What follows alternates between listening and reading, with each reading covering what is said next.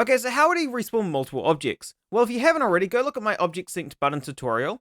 And instead of using an object synced variable, we'll be using an object synced array variable. If you want to figure out how to cycle through an array, go look at my tutorial on how to cycle through arrays. Now, this should be enough for you to figure it out, but if you're still struggling, come back here, and I'll just be showing the nodes here. I won't really be explaining it. Anyway, so we want to come to the variables tab, and we want to create an object synced array variable.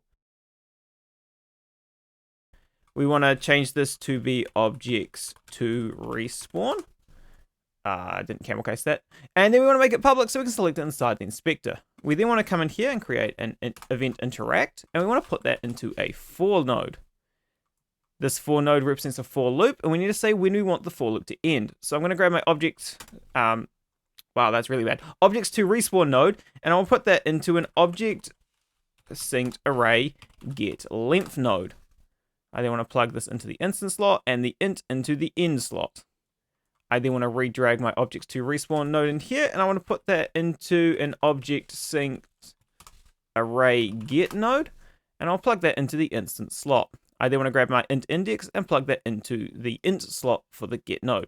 So now it will say whenever whatever part we're in the for loop, it will say to get that particular object sync.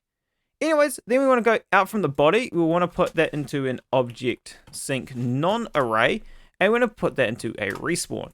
We then want to drag and drop the arrow in, and we want to grab our object synced and plug that into the respawn.